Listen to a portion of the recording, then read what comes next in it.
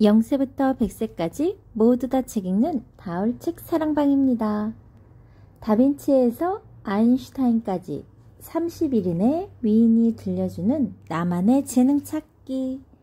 이 책에 소개된 위인들은 바보, 괴짜, 열등생, 문제아라고 일컬어지는 아이들이었어요. 그러나 마침내 위대한 인물이 되었고 오늘날 우리는 그들을 천재라고 부르죠. 그들이 위대해질 수 있었던 비결은 무엇이었을까요? 31인의 위인은 결코 모범적인 어린 시절을 보내지는 않았지만 끝내 자신의 재능을 펼치게 된 과정을 솔직하게 들려주는 이야기. 2007년 볼로냐 국제아동도서전에 라가치상을 받은 넌피션 수상작입니다. 성장 일기라 할 수 있는 이들 체험담에는 저마다 특별한 위기와 모험, 오해와 시련, 희망이 담겨져 있어요. 책을 읽다 보면 한 가지 잣대로 그 사람을 판단할 수 없고 누구나 꿈을 가지고 노력하면 훌륭하게 될 수 있음을 깨닫게 해주는 책. 세상을 뒤흔든 31인의 바보들. 장 베르나르프의 안 블랑샤르 글, 세르주 블로크 그림이네요. 출판사 녹색 지팡이. 31명은 어떤 사람들이 있는지 우리 책 속으로 한번 들어가 봐요. 첫 번째, 학교에서 쫓겨난 책벌레. 오노레드 발자크. 농아들의 선생님, 전하를 발명하다. 알렉산더 그레이엄 벨. 나에겐 포기란 없다. 위스턴 처칠. 농부에서 대통령이 되기까지 에이브럼 링컨. 생지가 가져다준 행운 월트 디즈니. 바나나 평화를 노래하다. 존 레논.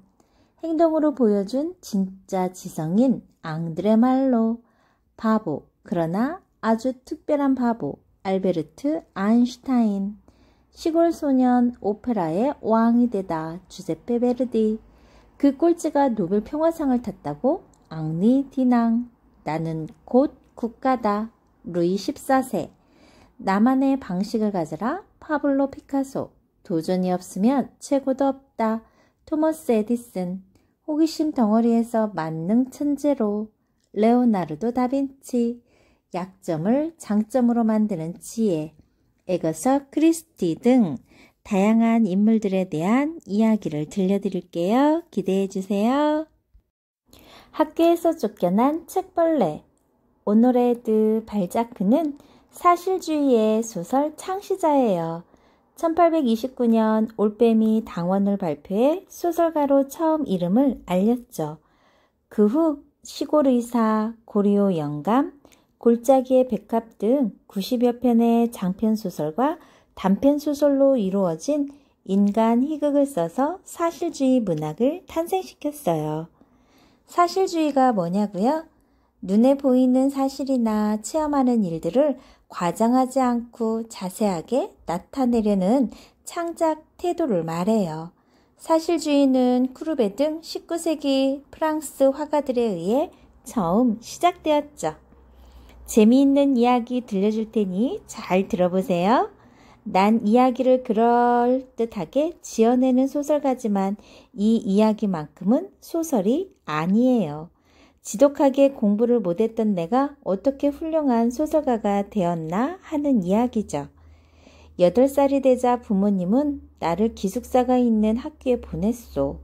난 그곳이 끔찍하게 싫었지. 한번 입학하면 졸업할 때까지 절대로 나올 수 없는 학교였어. 부모님이 마음대로 찾아오는 것도 안 돼.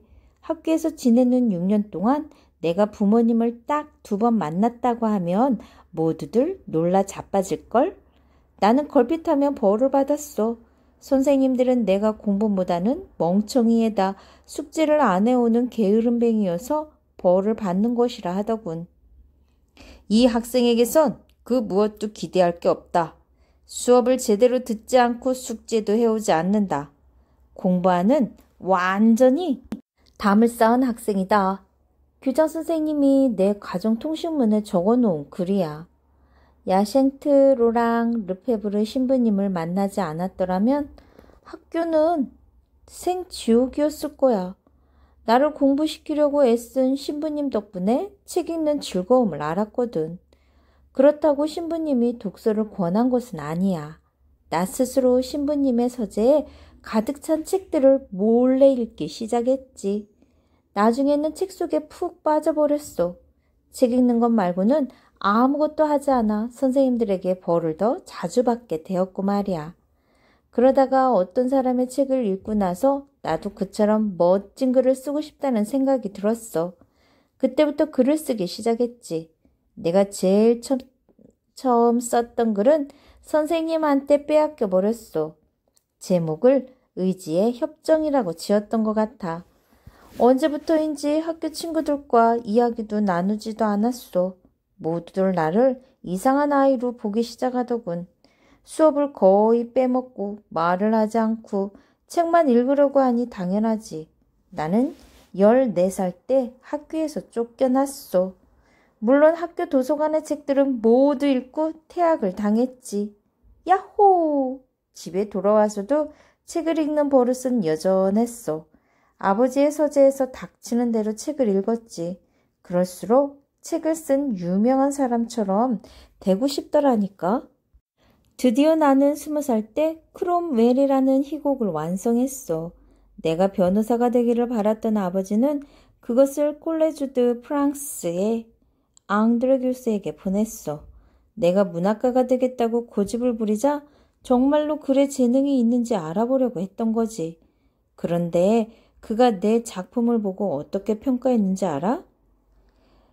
이 글을 쓴 사람은 절대로 문학을 해서는 안 됩니다.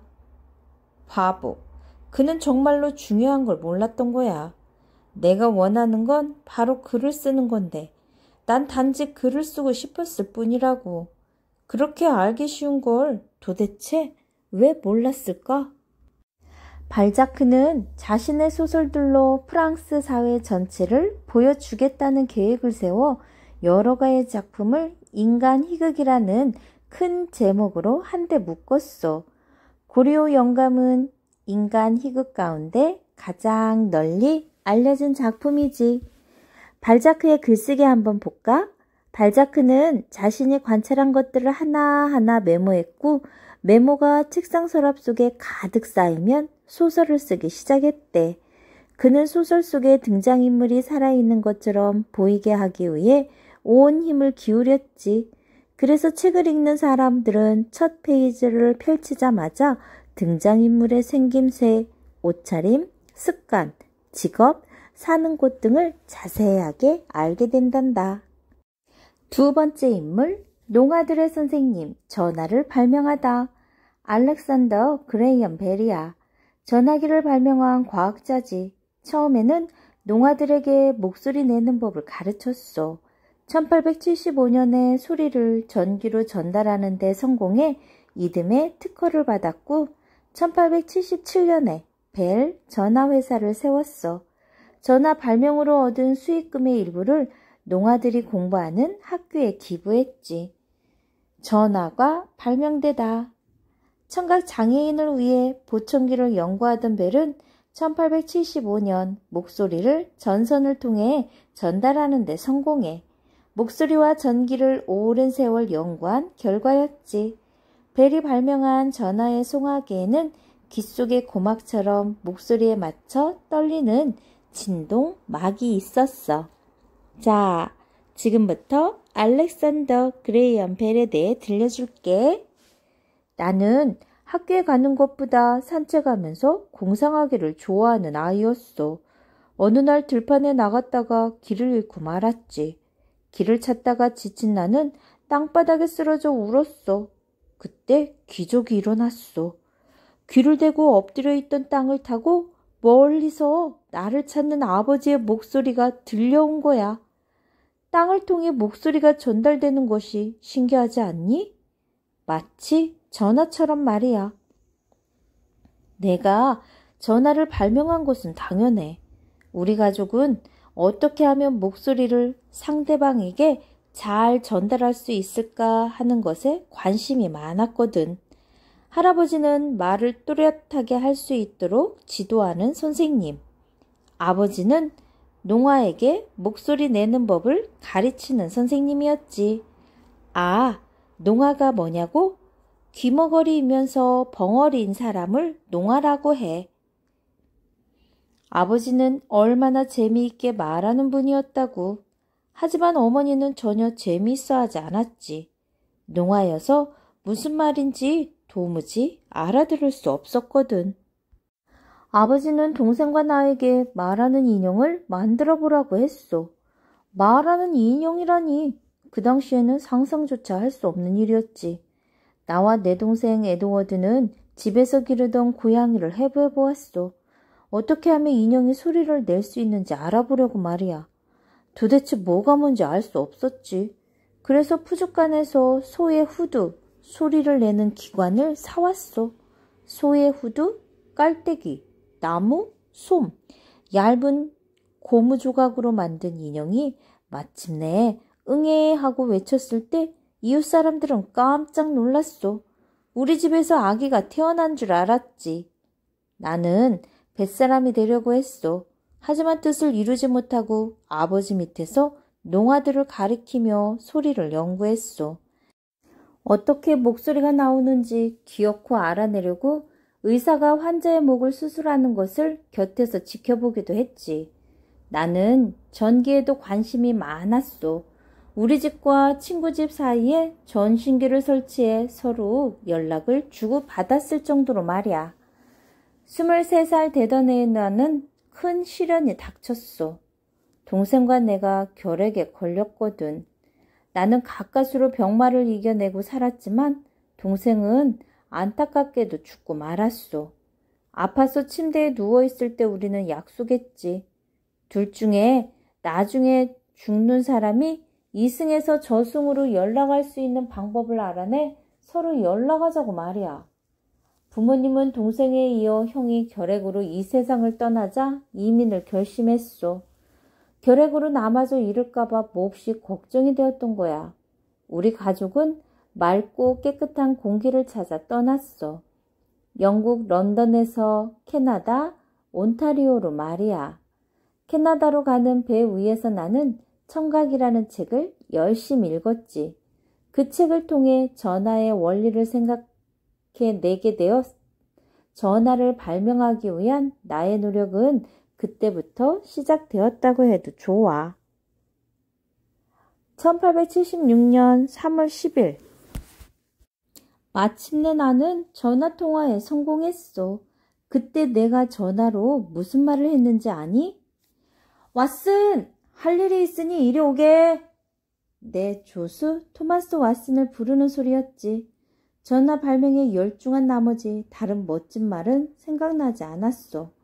전화 발명을 놓고 나와 경쟁을 벌이던 엘리샤 그레이의 말이 더욱 걸작이야.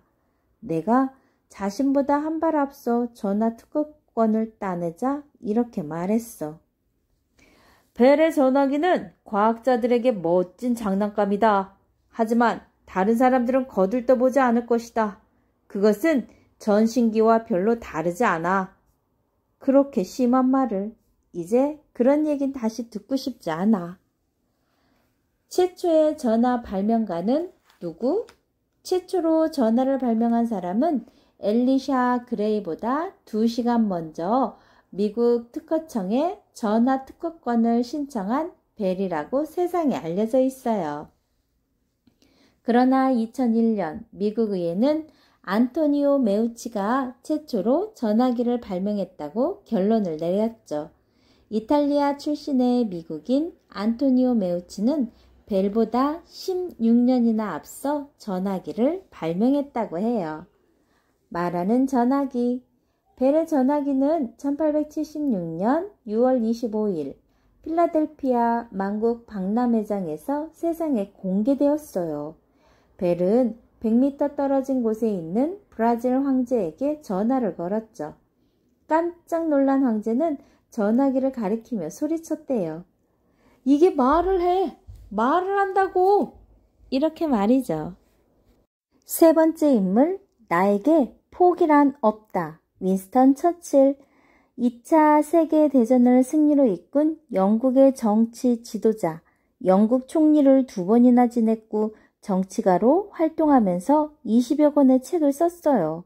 1953년에 제2차 세계대전이라는 회고록으로 정치가로는 처음 노벨 문화상을 받았죠. 절대로 포기하지 마라. 윈스턴 처칠은 옥스퍼드 대학교 졸업식에서 단 3마디의 축하 연설로 청중의 마음을 사로잡았다고 합니다. 포기하지 마라. 절대로 포기하지 마라. 절대로, 절대로. 영국 총리가 되어 제2차 세계대전을 승리로 이끈 것도 처칠의 포기하지 않는 정신에서 비롯되었어요. 자, 우리 처칠 어렸을 때 한번 가볼까요? 누구나 나를 훌륭한 사람이라고 칭찬하지만 솔직히 너희들에게 고백할게. 나 학교 다닐 때 공부를 엄청 못했어. 그래도 이렇게 훌륭한 사람으로 존경받는 것은 포기하지 않는 정신 때문이야. 에스컷 예비학교 과정에 들어가서는 공부가 죽어라 하기 싫었어. 에스컷 예비학교가 뭐냐고? 초등학교 과정이야. 빨리 수업을 마치고 집에 돌아가 장난감 병정들로 전쟁놀이를 하고 싶다는 생각만 했지. 12살 때 나는 부모님의 성화에 못 이겨 해로학교라는 명문학교에 들어가기 위해 시험을 쳤어. 그때 내가 얼마나 웃겼는지 아니? 답안지 위쪽에 윈스턴 처칠이라고 이름은 근사하게 썼어. 문제의 번호도 잘 썼지. 1이라고 말이야. 그리고 충분히 생각한 다음 숫자에 괄호를 쳤어. 괄호 1 이렇게. 거기까지는 좋아. 그러고는 2시간 동안 가만히 앉아 있었지.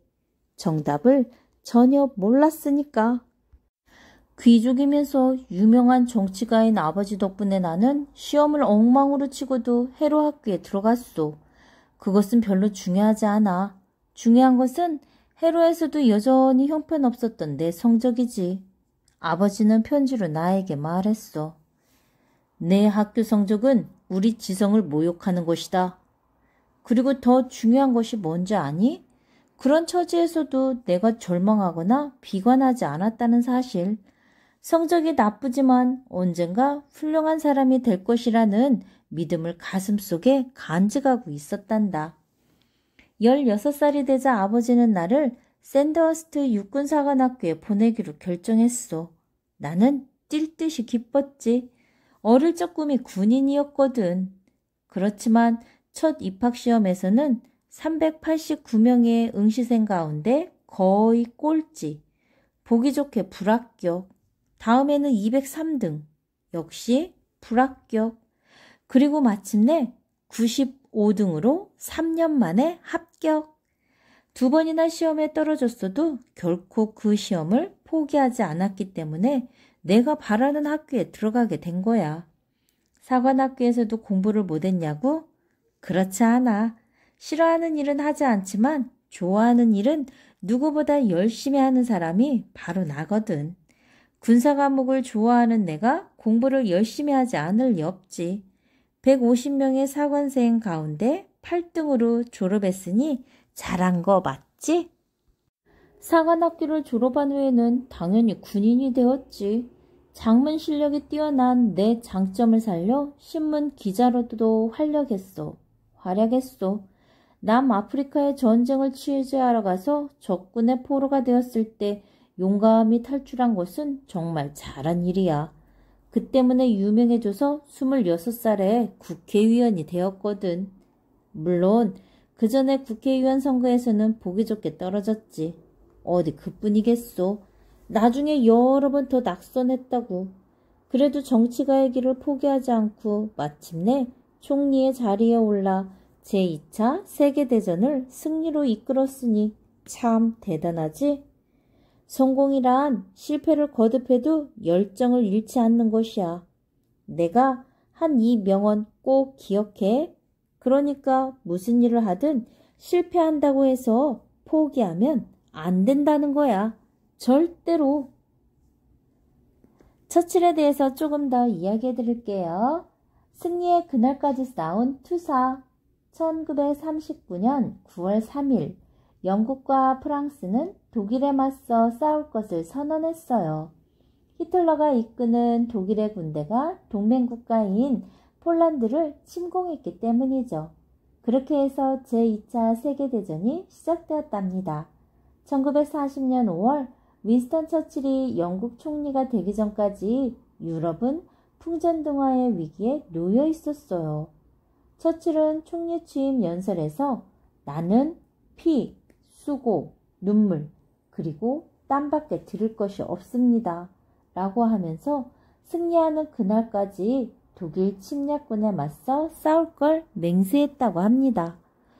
독일 공군이 런던을 공습한 뒤 노르웨이, 덴마크, 네덜란드, 벨기에에 이어 프랑스를 점령한 히틀러는 공군으로 영국을 공격했어요. 처칠이 이끄는 영국은 폭격으로 짓밟혔지만 끝까지 싸워서 독일의 침략을 물리쳤죠. 처칠은 독일 공군의 공습이 끝나자 쑥대밭이 된 런던 거리에 나타나 국민들에게 V자 사인을 보내며 용기를 북돋았다고 해요. 네 번째, 농부에서 대통령이 되기까지 에이브러햄 링컨에 대해 들려드릴게요. 미국의 제16대 대통령, 미국의 노예제도를 폐지했죠. 국민에 의한, 국민을 위한 정부는 이 세상에서 영원히 사라지지 않을 것이다 라고 말한 게티즈버그 연설은 민주주의 정신을 잘 보여주는 민주주의 교과서로 불립니다.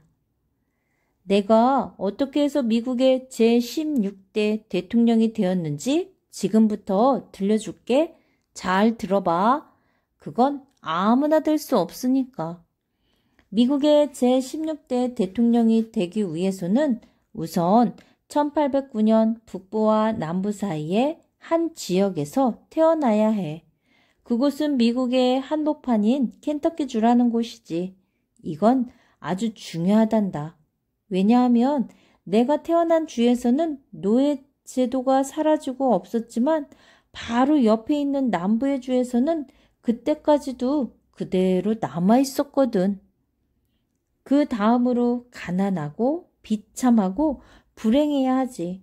나는 초라한 오두막에서 태어났소. 아버지는 글을 읽고 쓸 줄 몰랐지. 남동생은 아주 어린 나이에 죽었지. 게다가 우리 집에서 중요하게 여기는 것은 오직 하나밖에 없었소. 바로 일. 나는 학교에 다닐 나이가 되어도 학교에 다니질 못하고 들판에 나가 일을 해야 했지. 그래서 친구를 친하게 사귀어 본 적이 한 번도 없었어. 내가 맨 처음 가진 직업은 무엇일까? 그래, 맞아. 바로 농부야. 1816년 우리 가족은 인디애나주로 이사를 했소. 켄터키 바로 옆에 붙어있던 곳인데 밤이면 표범이나 곰이 우리 집 돼지들을 잡아먹으러 오곤 했지. 우리는 아주 형편없는 오두막에 살았소. 나는 땅을 일구느라 온종일 가시덤불을 없애고 나무를 잘랐지. 정말 힘이 들었고 일하는 게 점점 싫어졌어. 어머니는 강가나 숲속을 함께 거닐면서 자연의 세계에 눈뜨게 해주었지. 그리고 무엇보다 내 마음속에 꿈을 심어주었어. 저녁을 먹고 나면 성경을 읽어주었고 나를 위해 기도하는 것도 쉬지 않으셨지. 지금도 가끔 통나무집에서 성경을 읽어주던 어머니의 목소리가 들리는 듯해.